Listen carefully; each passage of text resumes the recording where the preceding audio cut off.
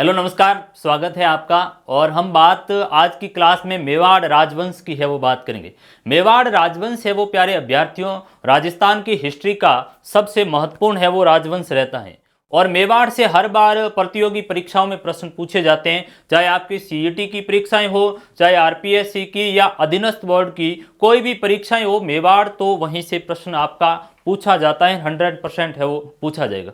अब सबसे बड़ी बात है कि साहब मेवाड़ का जो राजवंश है वो महत्वपूर्ण के साथ साथ है वो उसके है वो बड़ा टॉपिक रहता है। और बड़ा टॉपिक रहता है तो वहां करने में भी हमें कहीं ना कहीं होती है कि क्लास बाद में बोरिंग हो जाती है कि साहब बहुत ज़्यादा है वो क्लासें हो गई, अब इनको है वो कैसे पढ़ेंगे।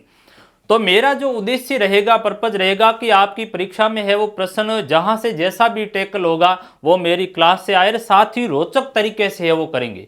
और हम जो जैसे महाराणा प्रताप की करेंगे तो महाराणा प्रताप की है वो साहित्यिक विशेषताएं भी करेंगे, उनकी कविताएं भी होगी, उनके ऊपर क्या क्या बात कही, एक कहानी के रूप में भी करेंगे। और फैक्चुअल रूप से उसमें जो हमारे डाटा पूछे जाते हैं, जो तथ्य पूछे जाते हैं, जो फैक्ट पूछे जाते हैं, उनको लेंगे। ऐसा नहीं है कि मैं मन गढ़ंत है वो कहानी सुनाते रहूं, ऐसा है वो मेरा कोई पर्पज नहीं रहेगा। तो मेवाड़ की है वो बात करेंगे। मेवाड़ से आपका 100% है वो सवाल पूछा जाएगा और वहीं से मैं पढ़ाऊंगा उससे मिलेगा। अब दूसरी बात, आपको काम ये करना पड़ेगा कि मेरी क्लास में आप साथ साथ में है वो नोट्स बनाते रहिए, उनको है वो शॉर्ट लिखते रहिए। क्योंकि आज तो कुछ नहीं, आप दूसरी बार भी है वो क्लास बाद में देख लोगे, लेकिन जब परीक्षा का समय नज़दीक आएगा तो आपके सभी विषयों को रिवीजन करना है वो बड़ा तकलीफ दे हो जाएगा। आप साइंस को पढ़ोगे, हिस्ट्री को पढ़ोगे, ज्योग्राफी को पढ़ोगे या किस किस विषय को पढ़ोगे, तो उस स्थिति में आपने जो शॉर्ट नोट्स बनाए हैं उनको बार बार पढ़ा है तो कृपया आपके है वो सवाल अच्छे तरह से है वो होंगे। नहीं तो क्या है कि हम पहले पढ़ा हुआ धुंधली में तो धुंधली स्मृतियां रहती हैं, तो वहां जाकर है वो हम कन्फ्यूजन हो ही जाते हैं कि साहब यहाँ पर महाराणा कुंभा है या महाराणा प्रताप है, कोमलगढ़ का निर्माण कौन करवाते, महाराणा कुंभा ने करवाया, सांगा ने करवाया, प्रताप ने, तो वहां जाते गड़बड़ हो जाती है। इसलिए बार बार हम कह रहे हैं कि आप है वो नोट्स प्रिपेयर करें। क्लासें आपको सारी की सारी है वो प्लेलिस्ट में मिलेगी, प्लेलिस्ट के जरिए आप क्लासों को देखें ताकि क्रम से जो क्लासें मिलेगी, चूंकि मेवाड़ होगा तो मेवाड़ के 7 से 8 है वो भाग बनेंगे, 6-7 भाग तो बन जाएंगे। और आप है वो उसमें मैं आपको भरोसा दिलाना चाहूँगा कि कोई भी क्लास मेरी है वो बोरिंग क्लास नहीं होगी, तथ्यपरक होगी, रोचकता से वर्षक होगी और एनर्जेबल होकर आप क्लास में बहिए। तो मैं उम्मीद करूंगा कि आपको अच्छे तरह से मेवाड़ राजवंश है वो समझ में आ जाएगा। और उसमें भी महत्वपूर्ण जो राजवंश रहेंगे, जैसे मैं बात करूंगा उसमें महाराणा सांगा की बात करूंगा, महाराणा कुंभा की वो बात करूंगा, प्रताप की बात करूंगा, और जिन शासकों से ज़्यादा सवाल पूछे जाए उन पर मैं ज़्यादा है वो जोर दूंगा। और साथ ही साथ ऑब्जेक्टिव सवाल भी करवाऊंगा ताकि उसमें प्रश्न कैसे बनते, क्योंकि सबसे बड़ी समस्या ये रहती है कि साहब आपने पढ़ा तो दिया, अब इसमें ऑब्जेक्टिव किस टाइप का है वो आए गए सवाल या आगे परीक्षा में पूछे जाने की प्रबल संभावना, उन सवालों को भी मैं उसमें है वो ले लूँगा। तो आप अच्छे तरह से है वो मेरे साथ चलिए हम मेवाड़ की क्लास में है वो आज शुरू करते हैं। चलिए हम चलते हैं हमारे मुख्य टॉपिक के ऊपर। और राजस्थान के इतिहास की महत्वपूर्ण घटनाएं करके आपका एक टॉपिक दिया हुआ है जिसमें अलग अलग राजवंशों के बारे में है वो बात करेंगे। यहाँ से आपको है वो प्रश्न पूछने की है वो प्रबल गुंजाइश होती है। प्यारे अभ्यर्थियों, यदि राजस्थान के प्रमुख राजवंशों की हम बात करेंगे और उन राजवंशों की है वो हम बात करेंगे, उनकी प्रशासनिक व्यवस्था से बात शुरू करेंगे, उनकी है वो राजनीतिक व्यवस्था, प्रशासन किस तरह का था, राजनीतिक व्यवस्था किस तरह की थी, और साथ ही साथ आपके इसमें सिलेबस में बात है वो लिखी हुई है कि सामाजिक और सांस्कृतिक आयाम को भी है वो देखेंगे। यानी जो ये राजवंश कालीन जो विशेष रूप से इसको है वो राजपूत काल कहा जाता है, ये 750 से लेकर के 12वीं सदी तक जो हिस्ट्री का एक कालखंड आता है इंडियन हिस्ट्री में, उसको राजपूत काल कहा जाता है। और हमारे यहाँ पर उन सभी राजवंशों के बारे में इसमें एक एक करके बात करेंगे। तो उस समय है वो समाज की क्या स्थिति थी, सामाजिक किस तरह की है वो व्यवस्था थी, और सांस्कृतिक आयाम है वो क्या था, किस तरह की है वो सांस्कृतिक परंपराएं थी, किस तरह के है वो मंदिर बनने का काम हुआ, किस तरह के है वो किले बावड़ियाँ साहित्य हैं, उनके बारे में भी है वो बात करेंगे। और अलग अलग जो राजवंश जितने भी दिए हुए हैं उनको मैं क्रमशः आपको करवाऊंगा, अभी बताऊंगा। यहाँ पर कुछ है वो मैंने फोटो ली है और उस फोटो से भी आपको है वो बात है वो क्लियर हो जाती है कि भाई कौन कौन से हमारे राजवंश इसमें आएंगे। जैसे कि मैंने यहाँ पर फोटो ली है मेवाड़ महाराणा प्रताप सिंह की है, वो फोटो ली है मेवाड़ महाराणा प्रताप। अस लेगो अणदाग पाग लेगो अणनामी गहलो राणो प्रताप जीती गयो। अब महाराणा प्रताप ने अपने कभी भी है वो घोड़े का जो दाग है वो घोड़ों के ऊपर नहीं लगवाया था और हमेशा स्वाधीनता के प्रेमी थे। और जब महाराणा प्रताप की मृत्यु हुई तो उस समय दुर्सा आढ़ा ने है वो अकबर को है वो ये बात कही थी कि आज मेवाड़ महाराणा प्रताप सिंह की है वो मृत्यु हो गई है। स्वाधीनता का एक पुजारी था वह सूर्य आज अस्त हो गया है। तो उस समय कहते हैं कि अकबर ने अपने आंखों में है वो आंसू भरकर ये बात कही थी कि दुर्सा जी आढ़ा ये बात तो बड़ी है कि आज प्रताप वास्तव में है वो जीत गया है। अपने घोड़े कभी भी मेरे हैं वो मुगल दाग मुगलों से है वो कभी भी नहीं दगवाई, यानी अधीनता स्वीकार नहीं की और अपनी जो पाग है अपनी जो पगड़ी है वो हमेशा ऊंची रखी। तो मेवाड़ महाराणा प्रताप सिंह के बारे में है वो कही। और मेवाड़ महाराणा प्रताप सिंह के बारे में हम डिटेल से आगे पढ़ेंगे भी तो विस्तृत साहित्य भी है वो प्रताप के ऊपर लिखा गया क्योंकि ये स्वाधीनता है वो प्रेमी थे। और पाथल करके जो कन्हैयालाल सेठिया ने भी इनके ऊपर पंक्तियां लिखी थी जिसमें कहा था कि अरे घासरी रोटी ही जदवंद बिलाड़ो ले भागो नानो सो अमरू चीख पड़ो राणारो सोयो दुख जाग्यो। हूँ लड़ो घणो हूँ सयो घणो मेवाड़ी मान बचावण ने नहीं पाछल में राखी रण में बैरियारो खून बहावण ने जद याद करूं हल्दी घाटी नैणासु रक्त उतर जावे सुख दुख रो साथी चेतकड़ो सूती सी हुक जगह जगह। तो ये भी कन्हैयालाल सेठिया ने है वो लिखा। तो हमारे मेवाड़ महाराणा प्रताप सिंह से यानी मेवाड़ का गुहिल राजवंश हमारे टॉपिक में है, उस पर हम चर्चा करेंगे। इस तरफ मैंने पृथ्वीराज चौहान का नाम लिया है यानी चौहान राजवंश भी हमारे टॉपिक में सिलेबस में दिया हुआ है। तो पृथ्वीराज चौहान जो चौहान वंश का शक्तिशाली है वो शासक था जिसके बारे में कहा जाता है चंद्रवरदाई इनके है वो साथी भी थे, कवि भी थे, दरबारी भी थे। और इन्होंने कहा भी था कि 4 बांस 24 गज अंगुल अष्ट प्रमाण तो ऊपर सुल्तान मत चूके चौहान। तो वो पृथ्वीराज के बारे में कहा गया। फिर यहाँ पर एक फोटो हमने ली है वो दुर्गादास राठौड़ की है। उससे एक चीज ये निकल कर आती है कि हमारे टॉपिक है वो सिलेबस में चौहान भी है तो हमारे है वो सिलेबस के अंदर राठौड़ है वो दिए हुए भी हैं। दुर्गो आस करण रो नित बागो घूमन जाय अमल उतरे औरंगजेब रो जब दिल्ली धड़का खाए। औरंगजेब का है वो भी इस तरह से है वो जब दुर्गादास का नाम पड़ता था तो वो भी एक बार है वो कांप जाता था। इतने शक्तिशाली व्यक्ति है वो ये हुए। फिर यहाँ पर एक फोटो हमने लिया है जो मानसिंह जी का लिया है यानी कछवा वंश है वो भी हमारे टॉपिक का हिस्सा है जयपुर का। और मानसिंह जी है वो बड़े शक्तिशाली शासक थे, बड़े मनसबदार भी थे, अकबर की है वो सेवा में चले गए थे। तो हमारे कछवा वंश भी है वो टॉपिक में। इस तरफ हमने एक और फोटो लिया है गुर्जरेंद्र नागभट्ट प्रतिहार का फोटो लिया है। नागभट्ट जिसको नागांव लोग भी कहा जाता है तो गुर्जर प्रतिहारों की भी है वो बात करेंगे। तो ये हमारे अलग अलग राजवंश होंगे। मैं एक बार नाम लिख लेता हूं फिर हम मुख्य टॉपिक के ऊपर है वो बढ़ेंगे। तो कुछ राजवंशों की है वो हम बात करेंगे जिसमें अलग अलग राजवंश हमारे आ जाएंगे और उसमें हम पहला टॉपिक हमारा लेंगे है गुहिल वंश लेंगे। गुहिल वंश। गुहिल वंश का जो शासन रहता है वो मेवाड़ पर रहता है। कहां पर रहता है भाई? मेवाड़ पर रहता है। आगे डिटेल से बात करूं। दूसरा जो हम आगे हमारा और टॉपिक रहेगा वो अगला हमारा टॉपिक रहता है आपके राठौड़ को लेंगे। राठौड़ राजवंश भी हमारे सिलेबस में है, राठौड़ वंश। उसके बाद में चौहानों को भी हम ले लेंगे तो ये चौहान वंश आ जाएगा।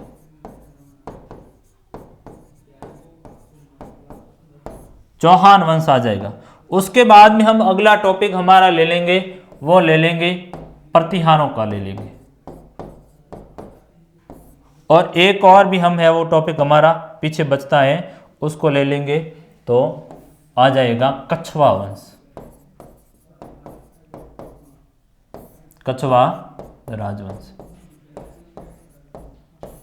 ये कुछ राजवंश है। इन राजवंश से हमारा सवाल है वो पुटअप होने की गुंजाइश रहेगी और उसमें मैं वरीयता के अकॉर्डिंग पढ़ाऊंगा जहां से आपका प्रश्न है वो हर परीक्षा में आता है, चाहे छोटी परीक्षा हो चाहे बड़ी परीक्षा हो। राजस्थान की कोई भी परीक्षा ऐसी नहीं रहती है कि जहां से है वो गुहिलों के बारे में सवाल नहीं आता हो, जहां से है वो राठौड़ों के बारे में सवाल नहीं आता हो या चौहान है वो पीछे कभी भी नहीं छूटते हैं। तो अभी की जो परीक्षाएं हुई उसमें प्रतिहारों से बार बार है वो सवाल पूछने का काम हुआ, चाहे लेक्चरशिप की परीक्षाएं हो चाहे अधीनस्थ बोर्ड की परीक्षाएं हुई, और कछवा राजवंश का है, इनके है वो हम क्रमशः बात करेंगे। और भी कुछ छोटे राजवंश बच गए तो हम उन पर भी बात करेंगे, जैसे परमारों पर भी है वो बात कर लेंगे, जिसमें है वो मिहिर भोज की, उनकी भी बात करेंगे। तो परमार भोज भी आता है और प्रतिहार भोज भी आता है, दोनों के ऊपर बात करेंगे।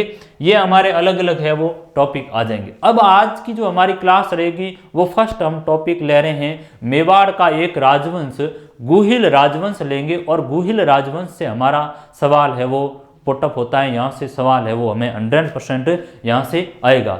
जो दृढ़ राखे धर्म को तिहि राखे करतार, मेवाड़ राज्य की उनका जो स्लोगन है, उनकी टैगलाइन है वो भी यही है गुहिलों की, जो धर्म को दृढ़ रखेगा, जो धर्म के प्रति है वो मजबूत रखेगा, जो धर्म का पालन रखेगा, तिहि राखे करतार, उसकी है वो भगवान एकलिंग जी है वो रखेंगे, उसकी सुरक्षा का दायित्व भगवान एकलिंग जी भगवान शिव के ऊपर है, भगवान शंभू के ऊपर है। तो इनकी टैगलाइन है वो मेवाड़ राज्य की है, ये आप देख लीजिए, यहाँ पर मैंने वो लिखा है कि जो दृढ़ राखे धर्म को तिहि राखे करतार।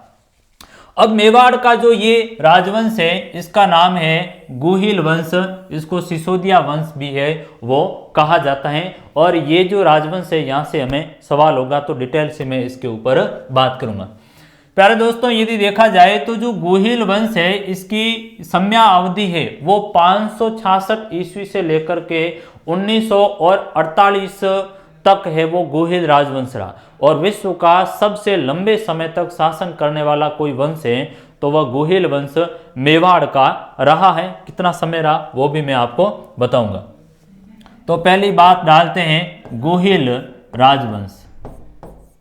गुहिल राजवंश, गुहिल राजवंश, और गुहिल राजवंश का जो शासन रहा वो आपके मेवाड़ पर रहा। कहां पर रहा? मेवाड़ पर। और मेवाड़ पर रहा तो अब मेवाड़ की लोकेशन को भी आप थोड़ी सी देख लीजिए। दोस्तों, यदि मेवाड़ की स्थिति देखी जाए तो मेवाड़ आज का जो वर्तमान का उदयपुर है, इस उदयपुर को शामिल करते हुए पूरा भूभाग आएगा। भीलवाड़ा का दक्षिण का भूभाग, राजसमंद का पूर्वी क्षेत्र, पूरा उदयपुर, चित्तौड़, और नीचे का हिस्सा डूंगरपुर का और बांसवाड़ा का जो भाग आता है वो भी एक समय ऐसा था जब ये मेवाड़ का है वो हिस्सा हुआ करता था। और वर्तमान का जो उदयपुर और चित्तौड़ है उसको मेवाड़ कहा गया है। तो वर्तमान का मैं यहां पर लिखूं तो उदयपुर है, चित्तौड़ है,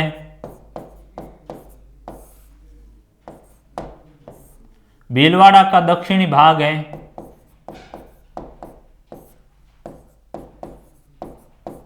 भीलवाड़ा का दक्षिण पूर्व भाग है, राजसमंद है, राजसमंद का पूर्वी भाग है, प्रतापगढ़, डूंगरपुर का जो और बांसवाड़ा है इनका उत्तरी भाग है, इसको मिला करके पूरा है वो मेवाड़ बनता है। इस मेवाड़ का यदि हम प्राचीन नामकरण देखें तो मेवाड़ को है वो प्राचीन समय में मेदपाट कहा जाता था। क्या कहा जाता था? मेवाड़ को प्राचीन समय में मेदपाट कहा जाता था, मेदपाट कहा जाता। इसको है वो चित्तौड़ का जो क्षेत्र है, मैंने आपको बताया भी था पिछली क्लास, सभ्यताएं माध्यमिक का है वो कहा जाता है। और पतंजलि करके जो व्यक्ति हुए थे, पुष्यमित्र शुंग के पुरोहित हुए थे, उन्होंने है वो महाभाष्य लिखा। और महाभाष्य में एक बात का जिक्र हुआ था कि यहाँ पर यवनों ने आक्रमण किया, जिसमें कहा गया अरुणद यवन साकेतम अरुणद यवन माध्यमिका, यानी यवनों का जो आक्रमण हुआ वो माध्यमिका चित्तौड़ के ऊपर भी है वो हुआ था। तो इसको मेदपाट भी कहा जाता है, इसको प्रागवाट भी कहा जाता है, इसको है वो जो इस भूभाग मेवाड़ वाला है उसको माध्यमिका भी कहा जाता है, माध्यमिका कहा जाता है। चित्तौड़ का हिस्सा है उसको सीवी भी कहा जाता है। तो ये अलग अलग नामकरण है वो निकलकर हमारे सामने आते हैं कि जो आज का मेवाड़ है उसको प्राचीन समय में है वो अलग अलग नामकरण से भी जाना जाता है। और बिजोलिया जो शिलालेख हमारे सामने आता है, बिजोलिया में भी इस भूभाग का उल्लेख आता है। ठीक बात, ये तो हमारा हो गया परिचय। अब हम बात करेंगे कि गुहिल वंश की। गुहिल वंश की यदि बात करेंगे तो गुहिल वंश एक व्यक्ति के नाम पर है वो इस वंश का नामकरण हुआ है, और वह व्यक्ति है वो कौन है? गुहिल। उस व्यक्ति का नाम गुहिल है, या इसको गुहादित्य कहा गया है। गुहादित्य। यानी गुहिल वंश, जिसको गोबिल वंश कहा जाता है, जिसको गहलोत वंश कहा जाता है, तो ये गहलोत वंश भी इसको कहा जाता है। इसको गोबिल वंश भी कहा जाता है, इसको गहलोत वंश भी कहा जाता है, इसको आगे जाकर सिसोदिया वंश भी है वो कहा गया। ये सिसोदिया वंश भी इसको कहा गया। तो ये अलग अलग है वो नामकरण निकल करके आते हैं। तो आपका परिचय यहां से हमने करवा दिया है। गुहिल वंश गुहादित्य के नाम पर ही पड़ा, और इसको गोबिल वंश, गहलोत वंश, सिसोदिया राजवंश कहा जाता है। और इस गुहिल वंश का जो पहला व्यक्ति है, यहीं से हम बात को शुरू करेंगे कि किस तरह से है वो इस गुहिल वंश का नामकरण पड़ा। तो गुहिल वंश की यदि बात की जाए तो गुहिल वंश का ही पहला व्यक्ति आता है जिसका नाम है वो गुहिल, यानी गुहिल करके एक व्यक्ति है, उसके नाम के आधार पर ही इसका नामकरण हुआ है। अब इसके नामकरण से पूर्व थोड़ी और इससे हम चीजों को परिचय है वो कर लेते हैं। तो ये जो गुहिल राजवंश है, इसके बारे में अलग अलग बातें निकल करके आती हैं, और उसमें जो बातें करने वाला विशेष रूप से बातें आई है वो एक तो मोहनोत नैणसी है और दूसरे कर्नल जेम्स टोड है। कर्नल जेम्स टोड है। इन्होंने बेसिक रूप से है वो गुहिल वंश की अलग अलग शाखाएं बताने का काम किया, और जिसमें गुहिलों की 24 शाखाओं का उल्लेख किया कि साहब गुहिलों की है वो कितनी शाखाएं हैं, 24 शाखाएं। तो ये गुहिलों की 24 शाखा का उल्लेख किया। कितनी शाखाएं हैं भाई? शाखाएं 24 है, तो ये 24 हो जाएगी। यानी 24 जगह अलग अलग है वो गुहिल राजवंश के शासकों ने है वो क्या किया, शासन है वो किया। ठीक बात है। अब जो बात दूसरी निकल कर आती है कि ये जो गुहिल वंश थे वो आखिर में है वो कौन थे, किस जाति के थे, इसको लेकर के है वो विद्वानों में काफी मतभेद है।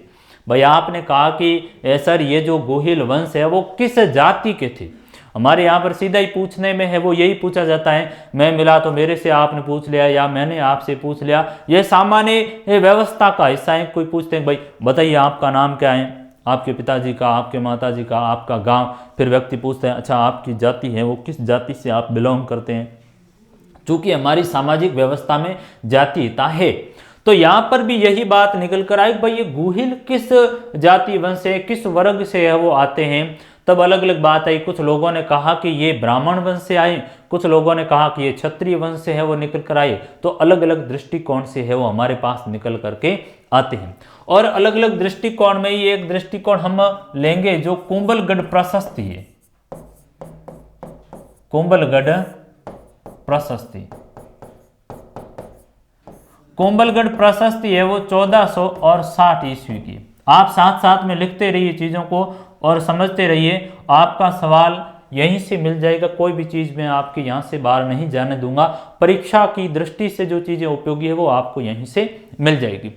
तो कुंभलगढ़ प्रशस्ति 1460 ईस्वी की है, और इस कुंभलगढ़ प्रशस्ति के आधार पर एक हमारे जो राजस्थान के हिस्टोरियन हुए और जिन्होंने ज्यादा है वो लिखा है राजस्थान के इतिहास पर, डॉक्टर गोपीनाथ शर्मा। तो कुंभलगढ़ प्रशस्ति के आधार पर डॉक्टर गोपीनाथ शर्मा ने इनको है वो विप्र बताया है, ब्राह्मण है वो बताया। क्या बताया? विप्र बताया है, ब्राह्मण है वो बताया कि ये कौन है, ब्राह्मण वंश के है वो थे, कौन, गुहिल थे। तो ये तो बात हमारी आती है कुंभलगढ़ प्रशस्ति के अंदर। दूसरी जो हम बात महत्वपूर्ण लेंगे वो यहाँ पर एक बड़े व्यक्ति हैं जो मोहनोत नैणसी करके इनका नाम है। और आगे मैं बात जोधपुर राज्य की करूंगा, तो वहां जसवंत सिंह जी के दरबारी और लेखक हुए थे, विद्वान हुए थे मोहनोत नैणसी करके। उन्होंने है वो मारवाड़ रे परगनारी विगत करके है वो अपनी कृति भी लिखी थी, और इन्होंने पूरा डिटेल से लिखा है अलग अलग राजवंशों के बारे में। तो मोहनोत नैणसी और मिश्रण ने है वो इनको क्षत्रिय बताया। तो मोहनोत नैणसी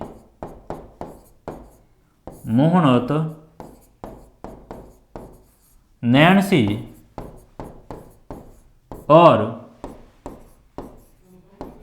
सूर्यमल मिश्रण, मोहनोत नैणसी और सूर्यमल मिश्रण,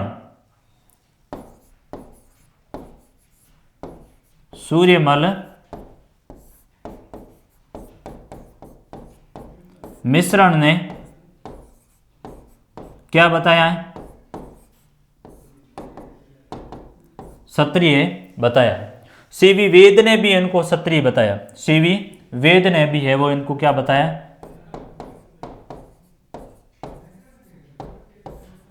क्षत्रिय है वो बताया। तो ये बात यहाँ से है वो निकल कर आई। यानी दो हमारे पास महत्वपूर्ण तथ्य आए कि भाई जो गुहिल वंश हैं वो ब्राह्मण हैं, क्षत्रिय हैं। तो ज़्यादातर विद्वानों ने क्षत्रिय इनको कहा है कि ये क्षत्रिय वंश से है वो निकल कर आते हैं। तो हमने बात की गुहिल वंश की, और नैन्सी टॉड और इनकी शाखाएं 24 बताते हैं। कुंभलगढ़ प्रशस्ति में है वो गोपीनाथ शर्मा ने इनको है वो ब्राह्मण बताया है, विप्र है वो बताया। ये तो बात हो गई थी गुहिलों के बारे में।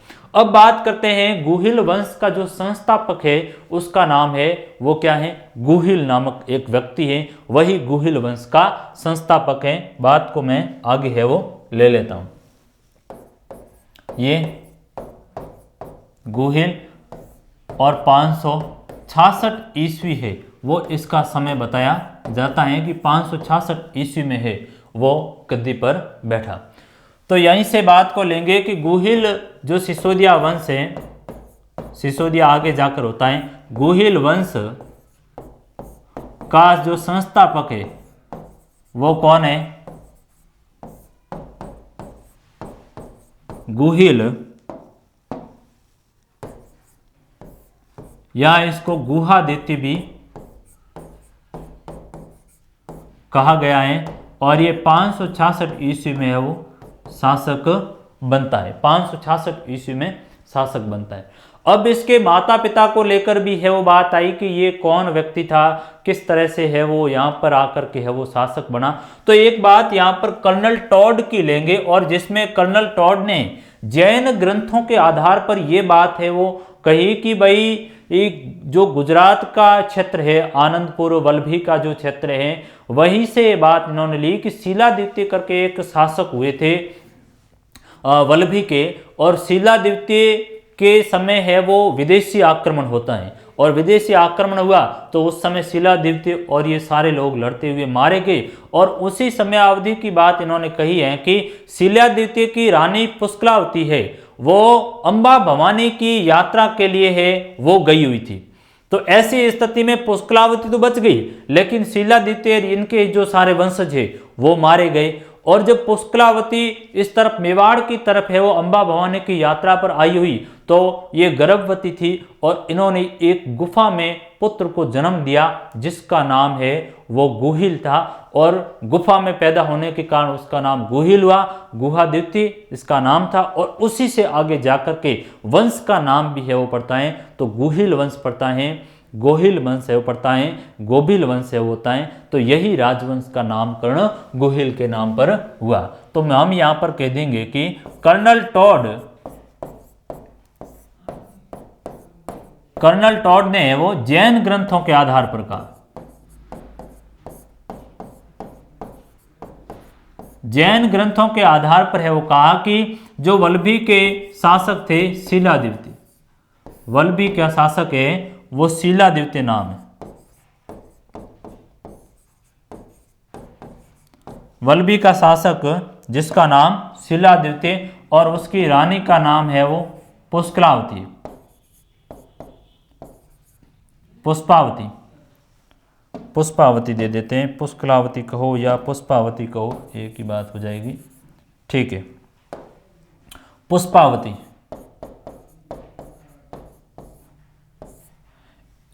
पुष्पावती है वो अंबा भवानी की यात्रा पर आई हुई थी, अंबा भवानी की, और गुफा में है वो पुत्र को जन्म दिया, और उसी गुफा के आधार पर ही नाम आगे जाकर के गुहिल वंश है वो पड़ा। और ये जो गुहिल वंश है वो संसार का सबसे लंबे समय तक शासन करने वाला राजवंश है वो रहा। तो मैं उस बात को यहाँ पर ले लेता हूँ कि गुहिल वंश ने तकरीबन 1350 से अधिक वर्षों तक है वो शासन किया, और इसका समय मैंने आपको बताया शुरू में 566 से लेकर के 1948 ईस्वी तक है वो इसका शासन रहा। 1948 में है वो राजस्थान का जब एकीकरण हुआ तो उस समय है वो मेवाड़ का भी विलय है वो राजस्थान में हो गया था। जो संयुक्त राजस्थान बनता है उसमें मेवाड़ महाराणा भूपाल सिंह थे और भूपाल सिंह ने है वो विलय पत्र के ऊपर एक तरह से सिग्नेचर करके फिर उसका एकीकरण भी है वो करवा दिया था। तो मेवाड़ का ये लंबे समय तक है वो रहा। अब मेवाड़ जो ये गोहिल वंश था इसके बारे में अबुल फजल ने एक टिप्पणी की है। अबुल फजल है वो अकबर के दरबारी थे, हिस्टोरियन थे, उन्होंने है वो बहुत ज़्यादा लिखा। अबुल फजल ने कहा कि ये जो मेवाड़ का जो गोहिल वंश है ये वैश्विक रूप से ईरान के बादशाह नौशेरवा हुए थे उनके है वो वंशज माना है। तो उस एक टिप्पणी को भी मैं यहाँ पर है वो लिख लेता हूँ अबुल फजल की बात को। तो अबुल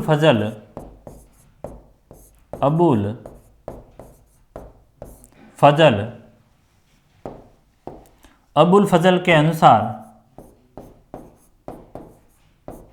ईरान के बादशाह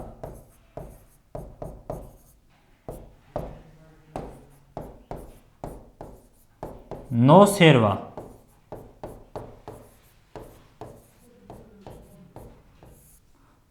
के वंशज है वो बताया गया है, वो गोहिल वंश को बताया गया। तो ये गोहिल वंश है और यहाँ पर आप है वो गोहिल की एक फोटो है वो देख लीजिए। इस तरह के है वो गोहिल थे। हालांकि ये फोटो प्रतीकात्मक है वो इस तरह की फोटोएं मिलती हैं। इस तरह की फोटो वास्तविक फोटो है वो उनकी नहीं मिलती है क्योंकि उस समय तो कैमरा था नहीं। अब ये डिजिटल कैमरा यूट्यूब वगैरह अभी है वो चीज़ें आई है। समय हो गया, परिचय हो गया, शाखाएं हो गई और अब हम है वो अगली बात को है वो लेंगे कि गोहिल के बाद में जो मेवाड़ का अगला है वो शासक बनता है, महत्वपूर्ण शासक आता है, उसमें नाम ले लेंगे। हालांकि बीच में कुछ है वो छोटे शासक आते हैं जिनसे हमारा कोई प्रश्न पूछा नहीं जाता है और जो सीधा प्रश्न हमारा पूछा जाता है वो बप्पा रावल से लेंगे। तो मेवाड़ का अगला जो महत्वपूर्ण शासक आया बप्पा रावल, और बप्पा रावल का जो समय है वो तकरीबन 724 से लेकर के है वो 753 ईस्वी तक है वो बप्पा रावल ने है वो शासन किया था। और बप्पा रावल ने है वो कहते हैं कि हारित ऋषि हुए। यहाँ पर जो फोटो लगी हुई है ऊपर है वो फोटो लगी हुई है हारित ऋषि की और ये बप्पा रावल की फोटो है और बप्पा रावल है वो हारित ऋषि से आशीर्वाद ले रहे हैं। और यहाँ पर है वो अंबा भवानी की ये जो एक तस्वीर अपनाई गई है। यहाँ पर एक शिवलिंग है और भोज है और इनकी उपाधि थी वो बप्पा थी। उपाधि थी वो क्या थी? बप्पा थी। बप्पा है वो इनकी उपाधि थी। इस बात का आप ध्यान रखें। आपसे पूछा जाए कि मूल नाम क्या है तो कालभोज इनका नाम था और बप्पा इनकी उपाधि थी। ये बचपन से ही हारित ऋषि की गाय चराने का काम करते थे। बचपन से ही हारित ऋषि की गायें चराते थे और हारित ऋषि के आशीर्वाद से है वो बप्पा ने जो नागदा का शासन है वो प्राप्त किया और नागदा के ऊपर है वो शासन कार्य किया। बप्पा की जो राज्य क्षेत्र था वो नागदा था। कौन सा था? नागदा उदयपुर के पास में पड़ता है। तो इनकी राजधानी है वो नागदा थी और बप्पा रावल है वो लंबे समय तक है वो नागदा में रहे, यहीं से अपना शासन है वो करते रहे और बहुत है वो तेज तरार बप्पा रावल है वो व्यक्ति हुए। हुकमचंद जैन ने है वो राजस्थान हिंदी साहित्य की किताब, हिंदी साहित्य अकादमी की किताब लिखी, उसमें बड़ा है वो जिक्र किया कि बप्पा का जो शरीर है वो बड़ा विशाल दैत्याकाय है वो शरीर है, बहुत बड़ा है वो और उनका शरीर है। 32 जो मन का खड़ग है, इतना 32 मन का खड़ग है वो हाथ में है वो रखते थे। इतने है वो व्यक्ति। कहते हैं कि ये नाश्ता करते थे तो भोजन में भी 4 बकरे है वो खा जाते थे। इतने है वो व्यक्ति खाने का काम करते थे। विशाल इनके शरीर का भी है वो वर्णन किया गया है कि एक झटके में 2 भैंसों को तो ये मार ही देते थे। इतने ये वो शक्तिशाली व्यक्ति थे तो बप्पा थे। तो ये बप्पा है वो रावल है, इनकी राजधानी है वो नागदा और बप्पा रावल ने है वो कैलाशपुरी में एकलिंग जी का मंदिर है वो बनाया। कैलाशपुरी में एकलिंग जी मंदिर का निर्माण करवाया।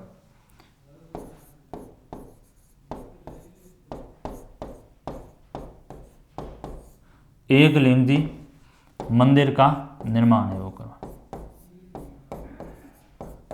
अब एकलिंग जी मंदिर, एकलिंग भगवान जो एकलिंग है वो शिव जी को कहा गया है, और मेवाड़ महाराणाओं के आराध्य देव हैं, वो भी भगवान एकलिंग को मानते हैं। और मेवाड़ महाराणा तो अपने को क्या कहते हैं कि मेवाड़ का दीवान कहते हैं, कि वास्तव में हम तो इनके दीवान हैं और वास्तविक शासक है वो भगवान एकलिंग जी हैं। तो एकलिंग जी का जो कैलाशपुरी में मंदिर बनाने का काम है वो किसने किया था? वो बप्पा रावल ने किया। बप्पा रावल ने है वो एक मंदिर बनाने का काम किया था नागदा में, सास बहू के मंदिर का काम, सास बहु मंदिर। सास बहु मंदिर का मतलब ये ऐसा नहीं है कि भाई सास और उनकी जो पुत्रवती बींदनी उनका है वो मंदिर, नहीं। सास बहु का मतलब हुआ सहस्त्रबाहु का भगवान, सहस्त्रबाहु का भगवान विष्णु का है वो मंदिर था। तो ये सहस्त्रबाहु का मंदिर है, सहस्त्रबाहु मंदिर। तो ये सास बहू मत करना आप कहीं भाई ये सास है ये बहू का मंदिर, दोनों ने मिलकर मंदिर बना दिया। दोनों मिलकर घर में भी नहीं रहती है तो मंदिर है वो क्या बनाएगी, संभव भी नहीं है।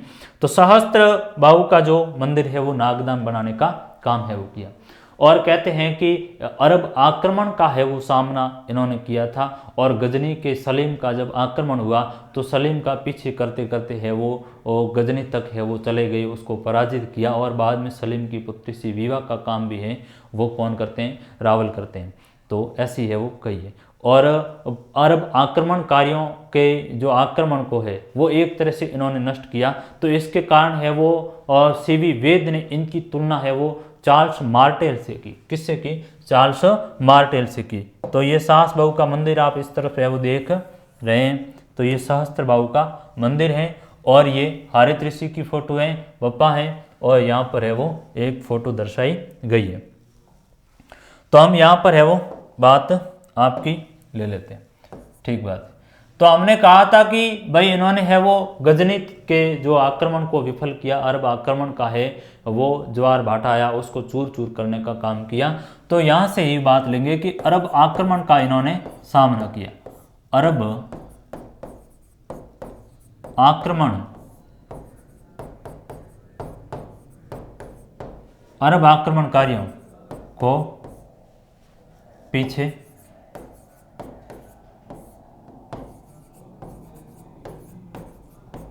और अरब आक्रमणकारियों के जो आक्रमण है उसको विफल करने के कारण ही चार्ल्स मार्टेल ने इससे तुलना किससे की? तो कह देंगे कि चार्ल्स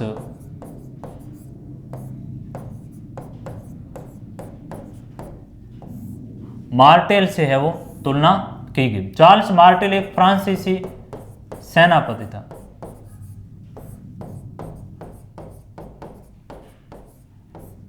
चार्ल्स मार्टेल से तुलना की। तो चार्ल्स मार्टेल से तुलना किसने की? अरब आक्रमण का सामना करने के कारण है वो सीवी वेद ने इनकी तुलना किससे की? चार्ल्स मार्टेल से की। तो मैं यहाँ पर लिख लेता हूँ आपकी चार्ल्स मार्टेल, सॉरी यहाँ से लिख लेता हूँ।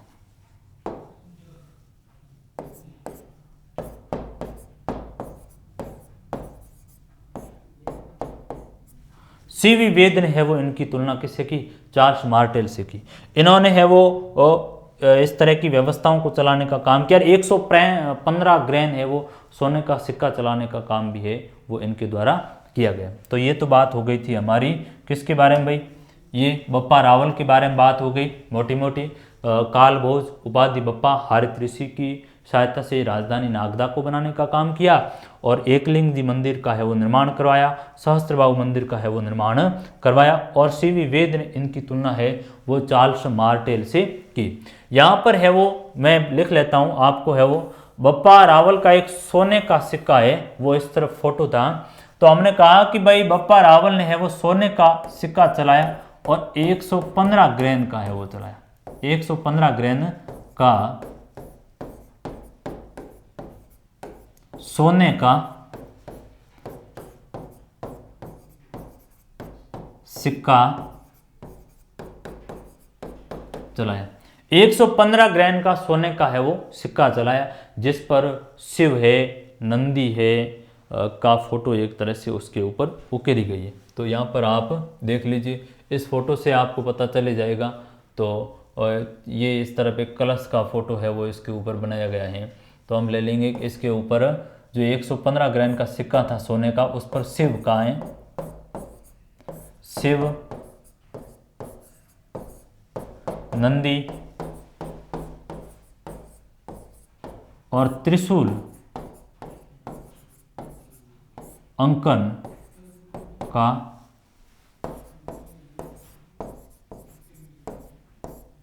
सिक्के। तो शिव है, नंदी है और त्रिशूल अंकन के है वो सिक्के चलाने का काम किसने किया भाई? बप्पा रावल ने किया। बप्पा रावल के बारे में ये हमारी मोटी मोटी जानकारी हुई। तो गोहिल वंश का परिचय, गोहिल कौन था, उसके बाद में बात बप्पा रावल की और उसके बाद में हम अगला जो शासक है वो लेंगे राव अल्हट को लेंगे कि अल्हट का है वो क्या महत्व है, अल्हट से हमारे क्या प्रश्न पूछे जाने की संभावना है। अल्हट को है वो ख्यालों के अंतर ख्यातों में है वो इसको आलू रावल कहा जाता है। क्या कहा जाता है इसको? आलू रावल कहा जाता है। और इसने है वो ऊन राजकुमारी हरिया देवी से विवाह किया और साथ ही साथ मेवाड़ में है वो नौकरशाही जो स्थापित करने का, जो आज जिस तरह से हम देखते हैं कि प्रशासन चलाने के लिए अफसर होते हैं, नौकरशाही सिस्टम होता है। सबसे बड़ा अफसर हम देखते हैं कि जिले के ऊपर है वो कलेक्टर हैं, उसके बाद में एसडीएम को देखेंगे एक प्रशासनिक व्यवस्था में, फिर नीचे है वो तहसीलदार का दायरा आता है। तो उस तरह से यहाँ पर जो नौकरशाही जैसी व्यवस्था है वो अल्हट है वो बनाते हैं मेवाड़ के अंदर। आहड़ को इन्होंने राजधानी बनाया था और आहड़ के अंदर ही वराह मंदिर के निर्माण का काम है वो कौन करते हैं? आलू रावल करते हैं, अल्हट है वो कर दें। तो हम कह देंगे कि राव अल्हट, और राव अल्हट की है वो इस तरफ आप एक फोटो भी है वो देख लीजिए। राव अल्हट को है वो आलू राव भी कहा जाता है। क्या कहा जाता है? आलू राव कहा जाता है। तो हम कह देंगे रावल अल्हट को आलू राव कहा जाता है, आलू राव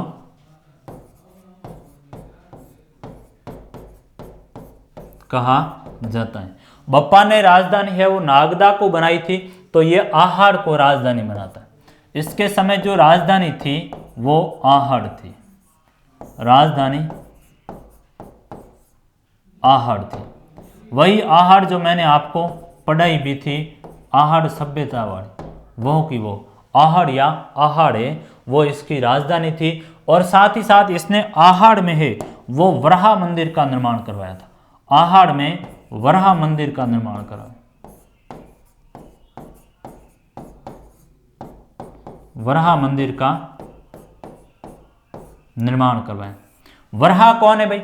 वराह विष्णु के अलग अलग अवतार हुए। कहते हैं कि विष्णु के 24 अवतार हुए हैं और उसमें से जो 10 अवतार है वो बड़े महत्वपूर्ण हैं। और उस 10 अवतारों की संकल्पना गुप्त काल में आई, जिसको दशा अवतार कहा जाता है। और उन 10 अवतारों में एक अवतार आता है वराह अवतार। वराह अवतार की है वो गुप्त काल में भी बहुत से हमें मूर्तियां भी मिलती है, मंदिरों पर अंकन भी है वो मिलता है वराह का। वराह बेसिक रूप से क्या है कि सूअर है, एक सूअर है और उस सूअर के जो सूअर के सूंड के ऊपर है वो पृथ्वी को उठाया हुआ बताया गया है। और वो वराह सूअर का जो रूप में अवतार लेते हैं वो विष्णु लेते हैं, क्योंकि कहते हैं कि पृथ्वी का एक तरह से है वो राक्षसों ने अपनी आसुरी शक्ति से वो पृथ्वी को बंधन बना दिया था। और उस समय पूरा जीवन है वो सृष्टि का एक तरह से है वो खतरे में पड़ गया। तब देवतागण है वो भगवान विष्णु के पास में गए और भगवान विष्णु ने है वो वराह का अवतार लिया, सूअर का अवतार लेकर के फिर पृथ्वी को है वो बचाने का काम किया।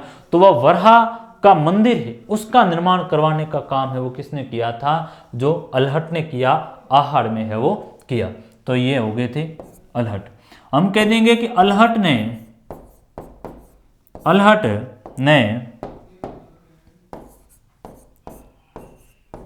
ऊन राजकुमारी हरिया देवी से विवाह किया। ये सवाल भी आपको पूछे जाने की संभावना है वो रहती है कि हूणों से है वो वैवाहिक संबंध किसने स्थापित किए थे, तो इसने किए थे। हूण राजकुमारी हरिया देवी से क्या किया इसने, विवाह है वो किया था। किसने, अलहट ने है वो किया। फिर मैंने कहा कि मेवाड़ में जो स्थायी प्रशासनिक व्यवस्था है वो गठित करने का काम है वो कौन करता है, ये करता है। तो मेवाड़ में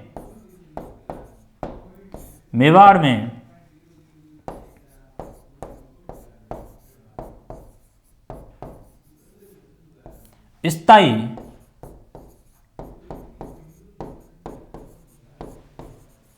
प्रशासनिक व्यवस्था स्थापित की। मेवाड़ में है वो स्थायी प्रशासनिक व्यवस्था इसने स्थापित है वो की, और इसने है वो रावलपिंडी जो आज का शहर है पाकिस्तान का, वो रावलपिंडी शहर को बसाने का काम भी है वो किसने किया था, तो राव अलहट ने किया। हम कह देंगे कि पाकिस्तान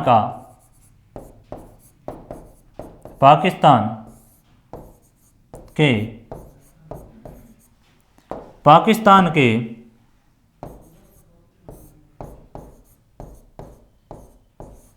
रावलपिंडी शहर की स्थापना की। तो रावलपिंडी शहर की स्थापना की। रावलपिंडी शहर में इन्होंने एक शस्त्रागार भी बनाया था जहां पर है वो शस्त्र रखे जाते थे, हथियार है वो रखे जाते थे, तो उसको भी है वो लिख लेते हैं। तो हम कहेंगे कि रावलपिंडी में शस्त्रागार इन्होंने बनाया था। रावलपिंडी में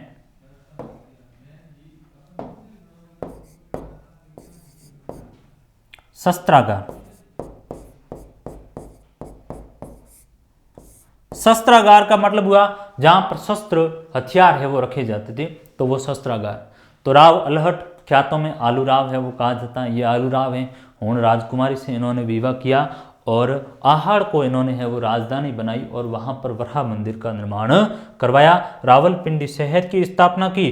तो इन्होंने जो स्थायी प्रशासनिक व्यवस्था है वो बनाने का काम कौन करते हैं, अलहट के समय होता है। गोहिल के बाद में बपा आ गए और उसके बाद में है वो अलहट हो गई। अलहट के बाद में अगला जो हम महत्वपूर्ण शासक है वो लेंगे, वो रावल जैत्र सिंह को लेंगे कि किस तरह से जैत्र सिंह ने है वो मेवाड़ के ऊपर शासन करने का काम किया और जैत्र सिंह के समय है वो कौन कौन सी महत्वपूर्ण घटनाएं है वो होती हैं। इस तरफ आप है वो फोटो देख रहे हैं, वो रावल जैत्र सिंह की है वो फोटो है और रावल जैत्र सिंह की क्या स्थिति रही थी।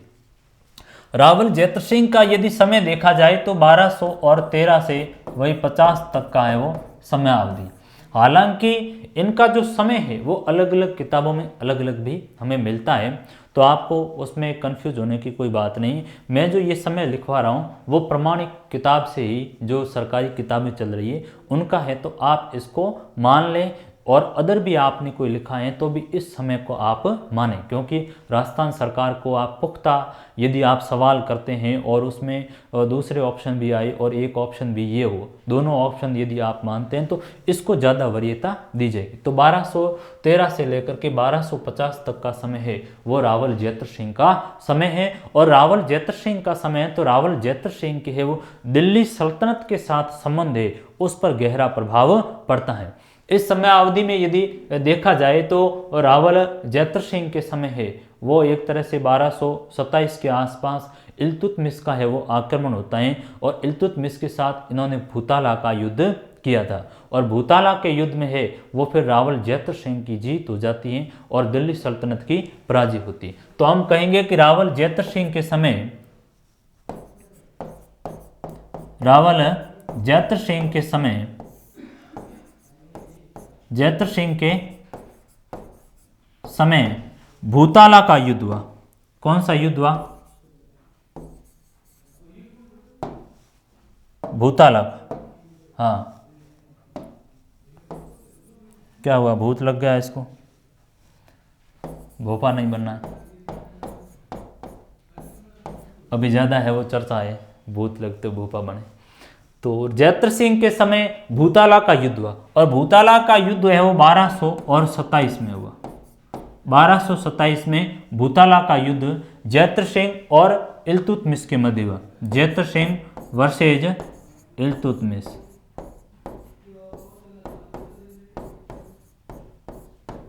इल्तुतमिश ये दिल्ली सल्तनत का शासक है, दिल्ली सल्तनत का शासक है, मामलुक वंश का शासक है। दिल्ली के ऊपर है वो पहला ही जो वंश आता है वो आता है मामलुक वंश, जिसको गुलाम वंश है वो कहा जाता है। सर्वप्रथम कुतुबुद्दीन ऐबक आते हैं। कुतुबुद्दीन ऐबक के बाद में अगला जो शासक होता है वो इल्तुतमिश होता है। 1210 से लेकर के तकरीबन 1210 से लेकर के है वो 32 तक का इसका समय इल्तुतमिश का रहता है। इसके आगे फिर जाकर के रजिया है वो दिल्ली सल्तनत की शासिका बनती है, जो और सल्तनत की प्रथम मुस्लिम शासिका है वो हुई थी रजिया। तो ये इल्तुतमिश था। इसके समय है वो दिल्ली सल्तनत का मेवाड़ के ऊपर है वो आक्रमण होता है, जिसमें है वो विजय किसकी होती है? जैत्र सिंह है वो विजय होता है।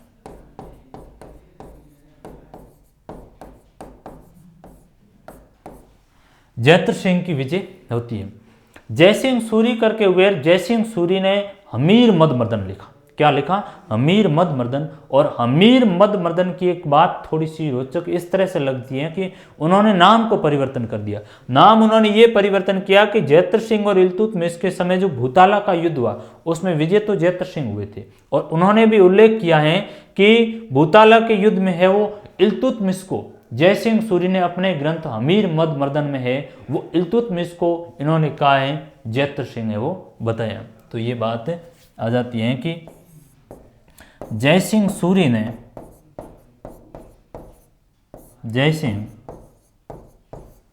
ने अपने ग्रंथ हमीर मद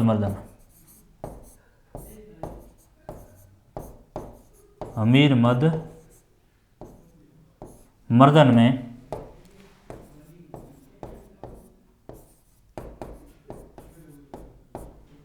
इल्तुतमिश को जैत्र सिंह है वो बताया। तो ये इल्तुतमिश के समय का एक बड़ा घटनाक्रम था। जैत्र सिंह का जो शासन काल है वो इस समय जाकर के चित्तौड़ के है वो इन्होंने अपना केंद्र बनाने का काम हुआ, और जैत्र सिंह है वो बड़े शक्तिशाली शासक हुए थे, जिन्होंने मालवा तक का क्षेत्र है, गुजरात तक के क्षेत्र को है वो विजित करने का काम किया। तो ये बड़े शक्तिशाली शासक हुए थे, और इन्होंने है वो मालवा काठियावाड़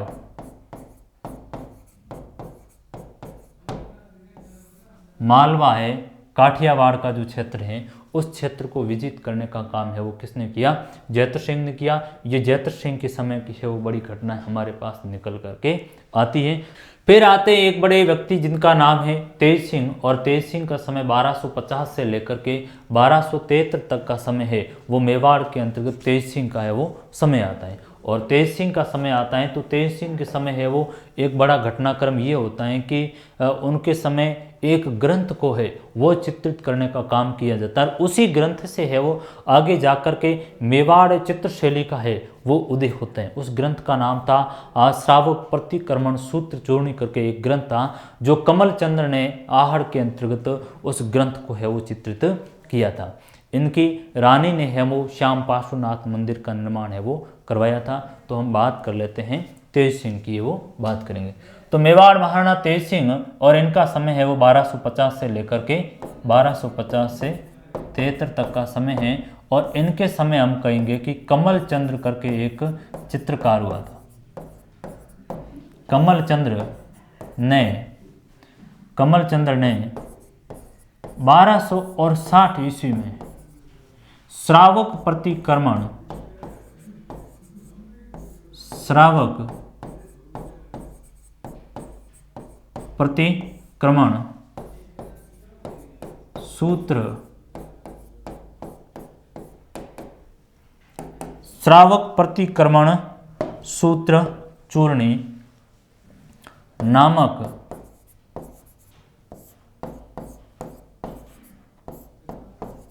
ग्रंथ को चित्रित किया, जिससे मेवाड़ चित्रशैली का है वो उदय होता है। मेवाड़ चित्रशैली का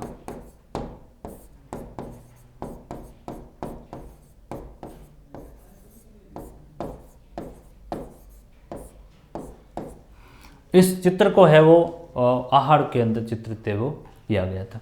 तो ये समय आता है तेज सिंह का है वो समय आता है। बाद में समर सिंह आते हैं, समर सिंह के बाद में जाकर के है वो रावल रतन सिंह का समय आता है। रावल रतन सिंह के समय का है वो बड़ा घटनाक्रम होगा, उसको भी हम विस्तृत रूप से समझेंगे।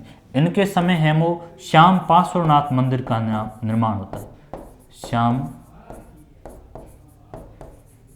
पार्श्वनाथ मंदिर का निर्माण है वो होता है। तो ये श्याम पार्श्वनाथ मंदिर का है वो निर्माण चित्तौड़ के अंदर होता है। कहाँ पर होता है? चित्तौड़ के अंदर हो गया। रावल तेज सिंह के बाद में अगला जो हमारा महत्वपूर्ण शासक आता है वो आता है रावल समर सिंह। और समर सिंह का जो समय अवधि है वो 1273 से लेकर के 1302 तक है। इन शासकों का नाम मैंने क्रम से इसलिए भी लिया है कि कई बार क्या होता है कि एग्जामिनर आपको सवाल है वो क्रम से पूछ लेगा कि आप है वो बताइए जैतर सिंह के बाद में कौन थे, तेज सिंह के बाद में कौन थे, समर सिंह के बाद। इन शासकों को क्रम से दे दिया गया। जैसे कि आपको कोई सवाल है वो दे दिया गया था, उसमें आपको एक सवाल दे दिया गया जैतर सिंह, जैतर सिंह दे दिया, तेज सिंह दे दिया, समर सिंह दे दिया, रतन सिंह दे दिया। अब इन शासकों को क्या करना पड़ेगा? आपको है वो क्रम से पूछ लिया जाएगा कि निम्न को है वो ऊपर से दे दिया गया कि एक क्रम से है वो कीजिए, तो इनको आपको क्रम से करना पड़ेगा। तो उस समय इनको आपको सीक्वेंस से है वो जरूरत पड़ेगी। तो ये समर सिंह का कालखंड है। समर सिंह के बाद में है वो और समर सिंह का रतन सेन और राहप, ये दोनों आगे जाकर के शासक बनते हैं। राहप से फिर है वो जाकर के सिसोदा शाखा शुरू अमीर आ जाता है। और रतन सिंह की जो रावल शाखा है वो रावल शाखा अंतिम रूप से समर सिंह के बाद रतन सिंह और रतन सिंह के समय रावल शाखा है वो अंत हो जाती है। और फिर मेवाड़ की राणा शाखा का है वो आगे जाकर के उदय होता है। तो ये रावल समर सिंह का समय हम सीधे आपके है वो रावल रतन सिंह के ऊपर आएंगे। 1302 का है वो समय है, 1302-3 की समय अवधि, यानी कम समय तक है वो रावल रतन सिंह क्या रहे थे? शासक रहे थे। तो रावल रतन सिंह और शासनकाल 1302 से है वो 1303 तक। अब रावल रतन सिंह का जो समय है, इस समय अवधि में एक बहुत बड़ा घटनाक्रम होता है जो पद्मावत करके एक ग्रंथ लिखा था मलिक मोहम्मद जायसी ने। मलिक मोहम्मद जायसी ने ग्रंथ, समय तो 1302-3 का है और ग्रंथ है वो तकरीबन 220 साल बाद में लिखा गया था, 1540 के आसपास। उस ग्रंथ में मलिक मोहम्मद जायसी ने एक उल्लेख किया था पद्मिनी और अलाउद्दीन खिलजी के प्रकरण का। हुआ क्या है घटनाक्रम, बेसिक रूप से उसकी थोड़ी सी पृष्ठभूमि को यहाँ से पकड़ा जाए तो रावल रतन सिंह के समय है वो अलाउद्दीन खिलजी करके शासक है। अलाउद्दीन खिलजी जो कहाँ का शासक है? दिल्ली सल्तनत का। और अलाउद्दीन बेसिक रूप से है वो शासक रहा था 1296 से लेकर के 1316 तक का है वो समय। इस समय अवधि में अलाउद्दीन खिलजी है वो दिल्ली के ऊपर शासन कर रहा है। चूंकि अलाउद्दीन खिलजी है वो महत्वाकांक्षी शासक था और इसने इस समय अलग अलग रूप से अभियान किए थे अपने साम्राज्य विस्तार के लिए। अलग अलग भूभाग को ये जीतने का काम कर रहा है, अपने राज्य का है वो विस्तार कर रहा है। जलालुद्दीन खिलजी की है वो हत्या करके फिर अलाउद्दीन शासक बना था 1296 में। अब ये अपने साम्राज्य विस्तार के लिए कार्य कर रहा है और साम्राज्य विस्तार का काम कर रहे हैं। तो इसने अलग अलग भूभाग को जीता था, जिसमें मैं आपको बता देता हूँ कि 1301 में है वो इसने रणथंभौर पर आक्रमण किया था। रणथंभौर 1301 में रणथंभौर पर किया। 1303 में है वो इसने चित्तौड़ पर किया। 1308 में है वो इसने सिवाना पर किया।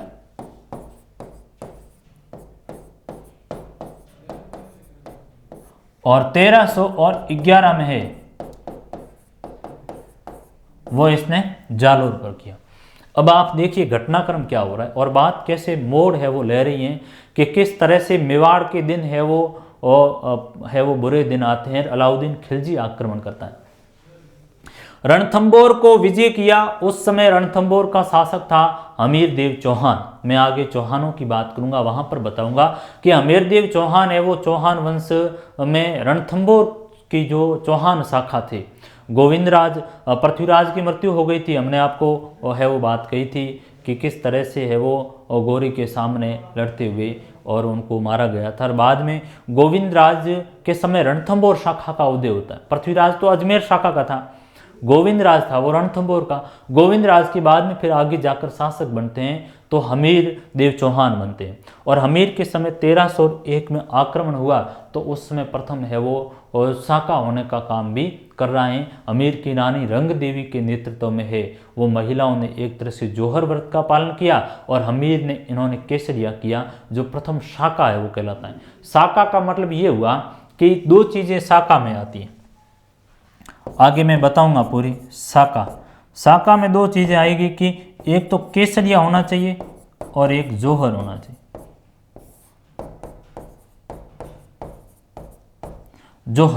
जोहर का मतलब ये हुआ कि जब शत्रु सेना ने आक्रमण किया है और उस समय देखा गया कि भाई अब जीतना संभव नहीं है, तो जो राजपूत रानियों ने है वो और जलती हुई चिता में कूदकर अपने प्राणों की आहुति दी गई, जिसको जोहर है वो कहा गया। और जो राजपूत शासक होते थे वो क्या करते थे, केसरिया वस्त्र है वो धारण करके युद्ध मैदान में जाते और कहते अब है वो या तो फतेह करेंगे और या फिर है वो मरेंगे, इसके सिवाय कोई ऑप्शन नहीं। जब राजपूत शासकों ने है वो केसरिया किया, केसरिया वस्त्र धारण करके मैदान में जाते थे, करो और मरो वाली स्थिति, और महिलाओं ने है वो और आग में कूदकर एक तरह से अग्नि को अपने आप को सुपुर्द किया, तो इन दोनों को मिलकर के है वो शाका बनता है। और रणथंबोर का शाका हमीर के समय होता है और हमीर देव है वो बड़े हठीले एक तरह से व्यक्ति होते हैं। कहा जाता है कि सिंह सवन सतपुरुष वचन कदली फलत इकबाल तिरिया तेल हमीर हर चढ़े न दूजी बार। तो वो हमीर देव चौहान है वो थे और मोहम्मद शाह को और केहब्रू को शरण दी थी। अलाउद्दीन खिलजी के सेनापति थे मोहम्मद शाह और मोहम्मद शाह को मंगोल सेना नायक था, मोहम्मद शाह को शरण दी।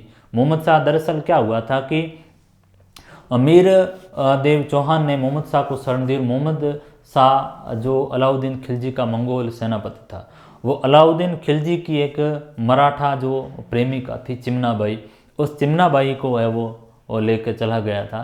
तो ऐसी स्थिति में है वो अलाउद्दीन खिलजी का आक्रमण होता है। एक दूसरा रीज़न ये भी बताया जाता है कि जब गुजरात विजय से होकर के अलाउद्दीन की फौज जालोर के पास में आई थी तो मोहम्मद शाह ने है वो उनमें से सैनिकों में फूट डाल करके है वो धन बंटवारे को लेकर के झगड़ पड़े थे और उसके बाद में मोहम्मद शाह या हमीर देव के पास शरण में आ गया। और जब अलाउद्दीन खिलजी ने हमीर देव से मांग की कि भाई तेरे पास में मेरा सेनापति है, मुझे लौटा दो आप, तो ऐसी स्थिति में हमीर देव ने उसको दिया नहीं, क्योंकि हमीर देव शरणागत के लिए जाने जाते हैं। किसके लिए जाना चाहते हैं?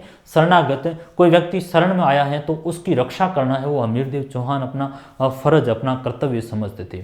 तो उसकी ज्वाला में है वो फिर रणथंबोर की आहुति है वो दी गई।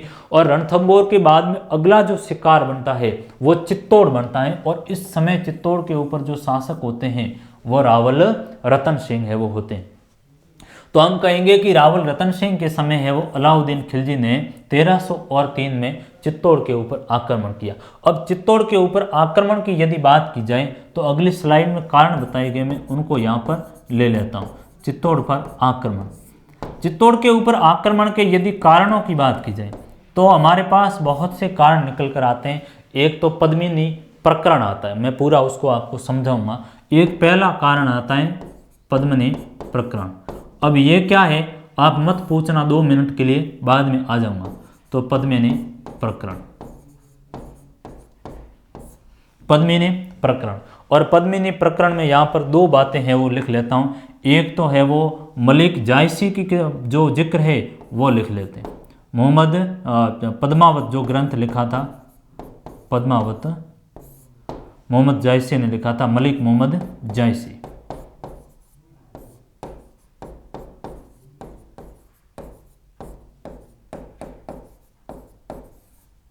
और एक है वो राघव चेतन करके एक तांत्रिक है, राघव चेतन, राघव चेतन करके एक तांत्रिक है, उसका प्रकरण का उल्लेख दिया गया। दूसरा जो इसमें घटनाक्रम बड़ा आता है वो आता है कि साम्राज्य विस्तार की नीति थी इसकी, और साम्राज्य विस्तार की नीति थी चूंकि दिल्ली के पास का है वो, और ये दिल्ली से होकर गुजरात अभियान के ऊपर जाना पड़ता है, तो बीच में चित्तौड़ आता है और उससे होकर है वो जाना पड़ता है। तो ऐसी स्थिति में यहाँ से है वो जाने वाला रास्ता था, तो उस कारण से ये था मालवा और गुजरात से सटा हुआ क्षेत्र था, और यहीं से होकर के एक तरीके से गुजरात अभियान पर जाना है, मालवा पर जाना है, तो अलाउद्दीन की फौज यहाँ से जाती थी। और जब बीच में रतन सिंह जैसा व्यक्ति शक्तिशाली शासक है जो अलाउद्दीन के साम्राज्य विस्तार में बाधा बन रहा है, तो ऐसी स्थिति में उस व्यक्ति को वहाँ से हटाना भी जरूरी था। तो ये साम्राज्य विस्तार की जो लालसा थी वही लेकर के अलाउद्दीन खिलजी ने है वो आक्रमण किया। अब बात आती है पद्मिनी प्रकरण का। पद्मिनी प्रकरण में राघव चेतन करके रावल रतन सिंह का एक तांत्रिक था, और कहते हैं कि जो राघव चेतन है वो पद्मिनी पर है वो कुदृष्टि थी, एक तरीके से गलत दृष्टिकोण से वे देखते थे, तो उससे है वो नाराज हो गए थे। पद्मिनी ने भी है वो जिक्र किया था कि ये जो राघव चेतन है इसका कुछ व्यवहार ठीक नहीं है, तो इसको है वो यहाँ से भगाओ। तो रावल रतन सिंह ने उसको वहाँ से निकलने को कहा, भाई तू यहाँ से चला जा। और यही राघव चेतन है वो फिर कहा कि मुझे तो यहाँ से निकाल दिया गया, लेकिन आप लिख लेना आप मेरे से कि आपकी जो विनाश के बादल हैं वो आज से शुरू हो गए कि अलाउद्दीन खिलजी का है वो आक्रमण मैं करवाऊंगा। और ऐसी स्थिति में कहते हैं कि राघव चेतन है वो अलाउद्दीन खिलजी के पास में गया और वहाँ जाकर के पद्मिनी के रूप का बड़ा जिक्र किया कि इतनी है वो सुंदर रानी है, और यदि वो आपके यहाँ महल में आ जाए तो और भी है वो महल की 4 शोभा है वो बन जाएगी। तो वो पद्मिनी का एक जिक्र यहाँ पर आता है। दूसरी मैं बात यहाँ पर ले लेता हूँ मलिक मोहम्मद जायसी का जो पद्मावत ग्रंथ है, पद्मावत ग्रंथ, तथ्यपरक बात करेंगे यहां पर हम मलिक मोहम्मद जायसी का।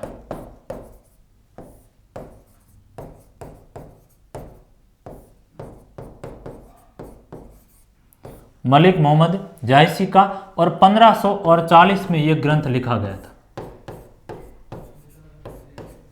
1540 में यह ग्रंथ लिखा गया था। इसमें यह जिक्र किया गया है कि जो पद्मिनी है, पद्मिनी है वो जो श्रीलंका है, सिंहल द्वीप जिसको कहा जाता है, सिंहल द्वीप के शासक गंधर्व सेन हुए, गंधर्व सेन की ये पुत्री बताई गई। कौन में? इसमें पद्मावत में बताई गई। तो इसमें कहा गया है कि सिंहल द्वीप, सिंहल द्वीप, सिंहल द्वीप को मैं कॉस्टिक में लिख लेता हूं श्रीलंका। सिंहल द्वीप श्रीलंका के शासक गंधर्व सेन की पुत्री इसमें बताया गया है। गंधर्व सेन, और इसकी जो पत्नी का नाम है वो चंपावती था, वो इसकी पत्नी है। तो कहते हैं कि सिंहल द्वीप के शासक गंधर्व सेन और उनकी पत्नी चंपावती, इनकी जो पुत्री है वो पद्मिनी थी, और पद्मिनी के पास हीरामन करके एक तोता था। क्या था? हीरामन तोता था। वह हीरामन तोता है वो कहते हैं कि रावल रतन सिंह को मिला, और रावल रतन सिंह को है वो कहा कि भाई एक ऐसी सुंदर महिला है जिससे आप विवाह कर लोगे तो आपका है वो जीवन भी संवर जाएगा। और फिर कहते हैं कि रावल रतन सिंह ने उससे विवाह किया। अब रावल रतन सिंह ने उससे विवाह किया, तो उसके बाद में जो अगला घटनाक्रम ये आता है कि जब राघव चेतन ने है वो अलाउद्दीन खिलजी को सूचित किया, तो अलाउद्दीन खिलजी ने है वो चित्तौड़ के ऊपर आक्रमण है वो करता है। अब आक्रमण से पूर्व बात ये आई थी कि अलाउद्दीन खिलजी ने रावल रतन सिंह को एक है वो और संदेश भिजवाया और कहा गया कि मैंने सुना है कि आपकी जो रानी जी है वो बहुत सुंदर हैं, उनके जैसी कोई सुंदरवान स्त्री भी नहीं है, तो मैं एक बार दर्शन है वो करना चाहता हूँ, एक बार है वो देखना चाहता हूँ कि कितने हैं वो रूपवान हैं। और ऐसी स्थिति में रावल रतन सिंह ने इनकार किया, तो उन्होंने फिर रिक्वेस्ट की कि भाई आपसे प्रार्थना है, एक बार है वो हमें दर्शन करवाइए, दिखवाइए। और कहा कि एक काम करना, आप उसको आईने में दिखवाना। कैसे? कांच है वो आईना और वो पानी होगा सामने भरा हुआ, और उस पानी के अंतर्गत उनका है वो चेहरा रिफ्लेक्ट करेगा, तो मैं बस है वो देख लूँगा। ठीक है, रतन सेन भी है वो मान गए कि भाई इतना कहने से यदि ये झंझट है वो लड़ाई वाली समस्या नहीं होती, तो इसको भी हम एक्सेप्ट करते हैं। तो जब वो पानी में उनकी परछाई देखी गई और रानी की सुंदरता के ऊपर है वो अलाउद्दीन बड़े मोहित हुए कि नहीं मुझे है वो ये चाहिए। तो और ऐसी स्थिति में है वो फिर कहते हैं कि रावल रतन सिंह को है वो बंदी बनाया गया, और रावल रतन सिंह को बंदी बना करके उनको है वो दिल्ली है वो ले गई। और जब रावल रतन सिंह को बंदी बनाकर दिल्ली ले गई, तो पीछे है वो संकट खड़ा हुआ कि भाई अब क्या किया जाए, क्योंकि जो शासक है वो तो यहाँ पर है नहीं, उनको तो लेकर चले गए। तो पीछे है वो पद्मिनी ने गोरा और बादल को है वो बुलाया। किसको बुलाया? गोरा और बादल। तो गोरा और बादल, गोरा और बादल, ये गोरा और बादल सेनापति थे। कौन है? सेनापति है वो रतन सिंह के।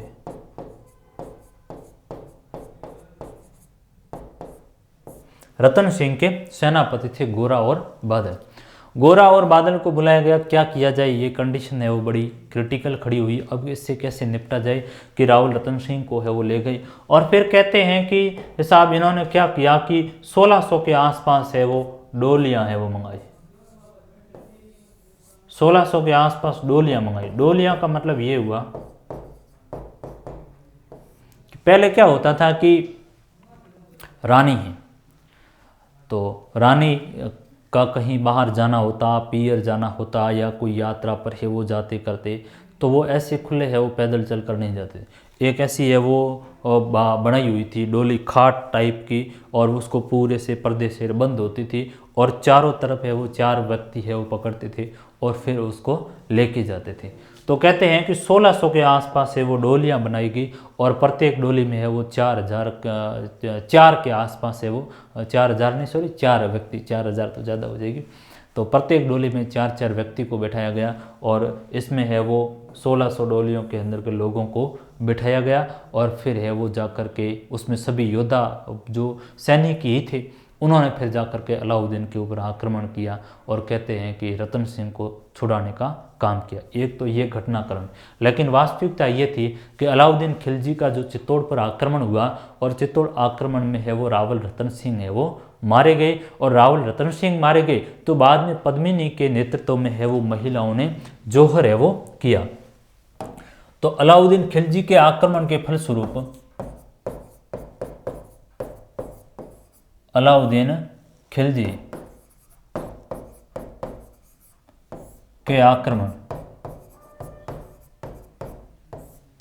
के फलस्वरूप अलाउद्दीन खिलजी के आक्रमण के फलस्वरूप 1303 की 25 अगस्त को है वो चित्तौड़ के ऊपर अलाउद्दीन का अधिकार हो गया। तो 25 अगस्त 1303 को चित्तौड़ पर अधिकार हो गया। तो अलाउद्दीन खिलजी का आक्रमण हुआ 1303, और 1303 की 25 अगस्त को है वो चित्तौड़ पर है वो अधिकार कर लिया गया। और इस समय है वो महिलाओं ने क्या किया, जोहर व्रत का पालन है वो किया, और पुरुषों ने है वो क्या किया, केसरिया है वो किया था। और इसी केसरिया से जा कर के आगे निकल करके शाका होता है, और मेवाड़ का प्रथम शाका हुआ। मेवाड़ का प्रथम शाका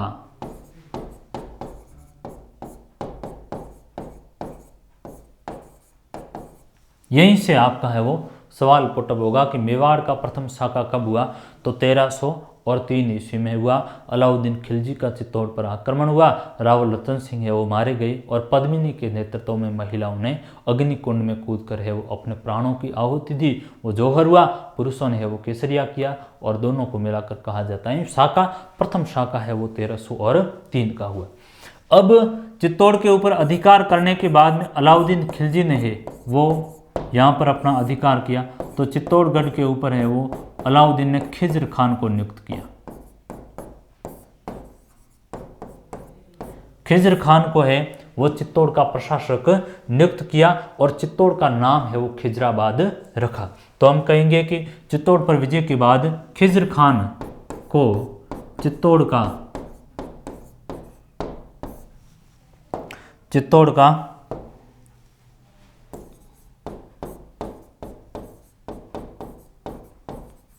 प्रशासक नियुक्त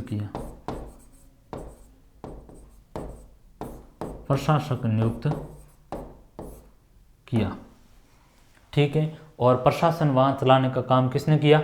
खिज्र खान ने किया। आपसे सवाल है वो पूछा जाएगा कि चित्तौड़ विजय के बाद में वहाँ का प्रशासक कौन बनता है? तो खिज्र खान है वो बनता है। खिज्र खान ने है वो प्रशासन चलाया। कुछ समय बाद में है वो खिज्र खान वहाँ से चला गया, तकरीबन 1311 तक रहा और बाद में है वो खिज्र खान की जगह चित्तौड़ का अगला जो प्रशासक बनाया गया था वो मूसाला मालदेव को बनाया गया था। मूसाला मालदेव सोनगरा। ये जालोर के कान्हड़देव आएगा, कान्हड़देव चौहान की मैं आगे बात करूंगा। तो कान्हड़देव चौहान का ये भतीजा था मूसाला मालदेव सोनगरा, उसको है वो फिर चित्तौड़ का प्रशासक बनाएगा। एक सवाल यहीं से भी पुटअप होता है कि खिज्र खान के बाद में चित्तौड़ का अगला प्रशासक है वो किसको बनाया गया था? मालदेव मूसाला को बनाया गया और बाद में इसी मालदेव मूसाला को है वो हमीर सिसोदिया आएगा, वो यहीं से इसको भगा देगा। तो बाद में हमीर सिसोदिया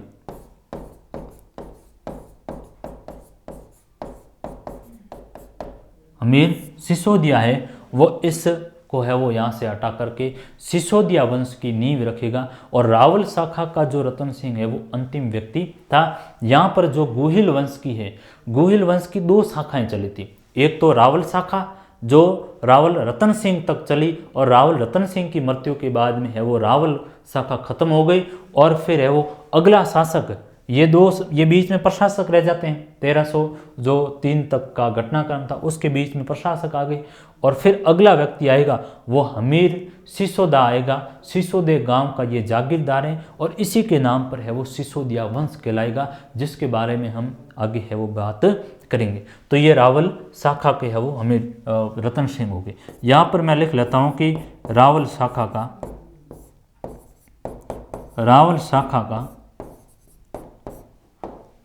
अंतिम व्यक्ति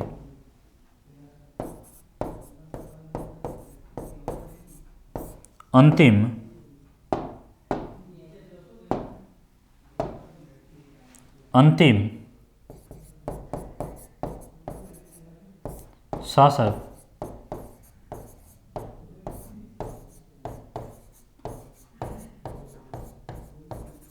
रावल रतन सिंह था। फिर यहाँ पर और भी है वो 2 बातें और भी लिख लेंगे कि रावल रतन सिंह के समय जो अलाउद्दीन खिलजी का आक्रमण हुआ था और अलाउद्दीन खिलजी ने है वो गंभीर नदी को पार करने के लिए चित्तौड़ में है वो एक पुल बनाने का काम किया और साथ ही यहाँ पर एक शिलालेख भी है वो फारसी भाषा में उत्कीर्ण करवाया था। दाबाई पीर का है वो शिलालेख। दाबाई पीर शिलालेख में है वो और अलाउद्दीन खिलजी को सिकंदर ए सानी कहा गया है, विश्व का चरावाहा कहा गया है, सूर्य की परछाया है वो अलाउद्दीन खिलजी को कहा गया है। तो ये भी बात यहाँ से काफ़ी महत्वपूर्ण हो जाती है कि गंभीरी नदी को पार करने हेतु उसने एक पुल बनाया था। गंभीरी नदी पर है वो एक पुल बनाने का काम हुआ, पुल का निर्माण करवाया। एक फारसी में है वो मैंने कहा कि जो यहाँ पर अभिलेख खुदवाता है, फारसी में अभिलेख दाबाई पीर दरगाह का अभिलेख।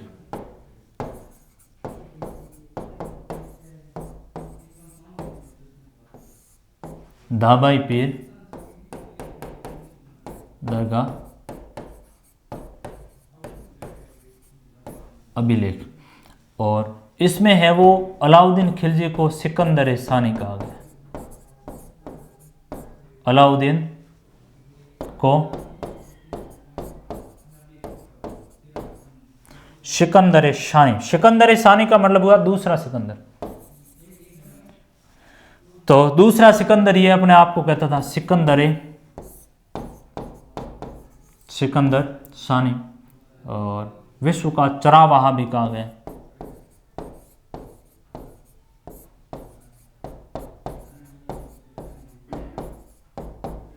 विश्व का चरावाहा कहा गया। तो ये अलाउद्दीन खिलजी के बारे में है वो बात हमारी यहाँ पर रतन सेन में हमने ली। पुनः आप बात को है वो पीछे थोड़ी सी लेंगे। रावल रतन सिंह है वो रावल शाखा का अंतिम व्यक्ति था और 1302-3 तक इसका समय अवधि रहा। ये रावल रतन सिंह की है वो, इस तरफ आप फोटो देख लेना। और यहाँ पर है वो पद्मिनी की है वो फोटो दिखाई दी जाती है, जिनके समय है वो प्रथम जाकर के शाखा है वो मेवाड़ का होने का काम करता है। हेमरतन सूरी ने है वो गोरा बादल की चौपाई करके है वो लिखी थी, और उसमें भी है वो पद्मिनी का उल्लेख किया गया था, जिसमें कहा गया था कि जो ये पद्मिनी है वो श्रीलंका की नहीं थी, बल्कि यहाँ के मेवाड़ के पास में एक ठिकाना है वहाँ की बताई गई है। तो यहाँ पर मैं बात एक हेमरतन सूरी की भी बात कर लेता हूँ। गोरा बादल की चौपाई, गोरा बादल की चौपाई।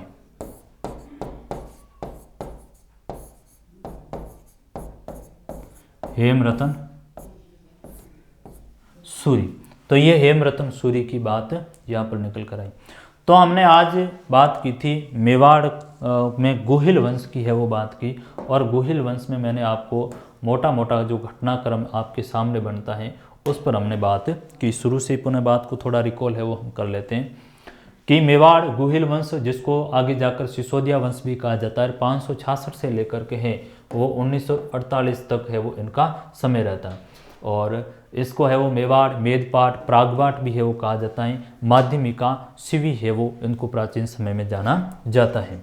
गोहिल वंश को गोबिल वंश, गहलोत वंश भी है वो कहा जाता है। और इनका जो टैगलाइन है, इनका जो मुख्य वाक्य है, जो दृढ़ राखे धर्म को तिहि राखे करतार, यानी जो धर्म के प्रति दृढ़ है, धर्म के प्रति निष्ठावान है, जो धर्म का पालन करता है, उनको रखने वाला कौन है?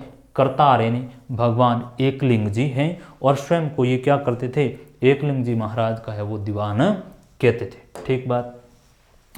फिर गोहिल के बारे में हमने बात की, और कुंभलगढ़ प्रशस्ति में गोपीनाथ शर्मा ने जो बात कही, विप्र, उनको भी बताया। मोहनोत नैनसी मिश्रण और वेद साहब ने इनको क्षत्रिय बताया। फिर गोहिल गुहादित्य, और इसमें कर्नल टॉड ने बात कही थी कि ये शीलादित्य और उनकी रानी पुष्पावती का है वो गोहिल है वो पुत्र था। शीलादित्य की मृत्यु हो गई थी। पुष्पावती है वो अम्बा भवानी की यात्रा पर आई थी और उन्होंने है वो गुफा में पुत्र को जन्म दिया, उसी पर है वो गोहिल हो गया। फिर बप्पा रावल साहब कालभोज उपाधि बप्पा, हारित ऋषि की गाय है वो चराने का काम करते। नागदा इनकी राजधानी थी, तो इन्होंने एकलिंग जी महाराज का मंदिर है वो बनवाया, और सहस्त्रबाहु भगवान विष्णु का मंदिर है वो बनाने का काम किया। चार्ल्स मार्टेल इनको से इनकी तुलना की है, वो सीवी वेद्य ने है वो किया। सीवी वेद है वो इतिहासकार हैं, उनकी बात है। 115 ग्राम सोने का सिक्का भी चलाया, तो जिस पर है वो शिव है, नंदी है, त्रिशूल का अंकन हमें देखने को मिलता है। फिर अलहट आलूराव ख्यातों में इनको कहा जाता है। आहड़ को राजधानी बनाई और हूण राजकुमारी हरिया देवी से इन्होंने विवाह किया। ये पूछा जा सकता है आहड़ में इन्होंने वराह मंदिर का निर्माण करवाया, ये बात काफ़ी महत्वपूर्ण रहती है, कई बार परीक्षाओं में पूछी गई है। स्थायी प्रशासन है वो बनाने का काम किया, तो आगे जैत सिंह की है वो हमने जैत्र की बात की कि मालवा और काठियावाड़ पर इन्होंने अधिकार किया। तेज सिंह के समय है वो कमल चंद्र ने एक चित्रित ग्रंथ है वो किया। फिर बाद में समर सिंह आ जाते हैं, और उसके बाद में है वो रतन सिंह के समय अलाउद्दीन खिलजी का है वो आक्रमण होता है, तो जिसमें है वो पद्मिनी का बड़ा प्रकरण हुआ, और उन्होंने है वो अलग अलग लोगों ने है वो बताया, जिसमें मलिक मोहम्मद जायसी की बात है वो काफ़ी एक तरीके से है वो कही जाती है। हालांकि उस बात की है वो दशरथ शर्मा करके हुए जिन्होंने अर्ली चौहान डायनेस्टी करके किताब लिखी। उसमें डॉक्टर दशरथ शर्मा तो उसको स्वीकार करते हैं, लेकिन बाकी इतिहासकार इस बात पर है वो सहमत नहीं है कि इस तरह का घटनाक्रम है वो हुआ, बल्कि अलाउद्दीन की साम्राज्य विस्तार की नीति है जिसके कारण चित्तौड़ पर आक्रमण हुआ। तो ये चित्तौड़ की रावल शाखा है, उसके ऊपर तो हमने बात की। आगे में जो हमारी क्लास होगी आगामी, उसमें हम सिसोदिया शाखा जो आगे चलती है उस पर बात करेंगे। जो आपके महत्वपूर्ण सवाल भी बनेंगे उनको भी हम है वो रिकॉर्ड करते रहेंगे। तो आज की क्लास को यहीं पर विराम देते हैं। बहुत बहुत धन्यवाद। Thank you very much. उम्मीद है आपको ये वीडियो पसंद आया होगा। राजस्थान सीईटी के चैनल पर आपको तमाम विषयों के पूरे वीडियोस उपलब्ध हैं, वहां जाके आप जरूर देखिएगा। और इसका अगला वीडियो देखना तो यहां पर आपको जो लिंक दे रखी वहां जरूर क्लिक करके अगला वीडियो देख सकते हैं। साथ में इस चैनल को सब्सक्राइब कीजिएगा और बेल आइकन जरूर दबाइएगा ताकि आपके पास नोटिफिकेशन पहुंच जाए और आप उस वीडियो तक पहुंच सकें। साथ में यदि आप हमसे टेलीग्राम चैनल पर नहीं जुड़े हैं तो टेलीग्राम चैनल की लिंक डिस्क्रिप्शन में दे रखी है, आप वहां जाके टेलीग्राम ज्वाइन कर सकते हैं ताकि आपको तमाम नोट्सों की पीडीएफ पहुंच सके। Thank you very much. एक गाय की फोटो है। यदि देखा जाए तो बप्पा रावल को कहते हैं कि हारित ऋषि हुए थे और हारित ऋषि की गाय हैं वो बचपन से ही बप्पा रावल चराने का काम करते थे। और ऐसी स्थिति में कहते हैं कि लंबे समय अवधि तक सेवा करते रहे और जब हारित ऋषि का अपना कहते हैं कि स्वर्ग जाने का समय आया तो जाते समय उन्होंने आशीर्वाद है वो देकर गए थे बप्पा रावल को और इनको कहा कि भाई तू है वो अब राज है वो कर। तो बप्पा रावल ने है वो फिर राजपाट का काम है वो अपने हाथ में लिया और शासक है वो बनते हैं। तो बप्पा रावल जिनके गुरु हुए थे हारित ऋषि और उनकी आशीर्वाद से है वो बप्पा रावल ने शासन किया, आगे जाकर के शासक बने। और फिर नागदा में इन्होंने मंदिर भी है वो बनाने का काम किया। यहाँ पर एक शिवलिंग आप देख रहे हैं। एक जो यहाँ पर एक बड़ी घटना आती है कि क्या हुआ था कि लकुलिश जी का कैलाशपुरी में एकलिंग जी, लकुलिश जी या कैलाशपुरी में एकलिंग मंदिर बनाने का काम भी है वो बप्पा रावल ने किया। और उसका यहाँ पर एक ये बताया गया है कि एक समय था कि जो हारित ऋषि पूजा करते थे, एकलिंग जी शिव जी की पूजा करते थे और वह जो शिवलिंग है वो जमीन में है वो दब गया। जो एक गाय थी वो बाहर हमेशा जाती सुबह और शाम के समय और उस शिवलिंग के ऊपर खड़ी रहती, उसके थन से है वो दूध आता और उस शिवलिंग के ऊपर है वो अभिषेक होता था। तो लंबे समय के बाद में है वो इस तरह से होता रहा और ग्वालियर ने देखा कि भाई गाय है वो जाती कहाँ है। एक दिन पता किया, पता करते करते आए तो यहाँ पर एक शिवलिंग था, उसके ऊपर है वो गाय आके खड़ी होती है और गाय के थन से है वो दूध गिरता है, उससे है वो और उस शिवलिंग का अभिषेक होता है। तो वो बड़े आश्चर्यचकित हुए और जब ये बताया गया इनको बप्पा रावल को इनको, तो बाद में वहाँ जा कर के है वो एकलिंग जी का मंदिर बनवाने का काम है वो होता है। तो ये घटनाक्रम बप्पा रावल के समय में। ठीक है, बप्पा रावल के समय की हम बात को लेंगे कि इसके समय क्या महत्वपूर्ण है वो घटनाएं हुई और क्या हमारी परीक्षा में पूछे जाने की गुंजाइश रहती है। तो बप्पा रावल इनका है वो मूल नाम है वो काल भोज था। कहते हैं कि इनका मूल नाम है वो काल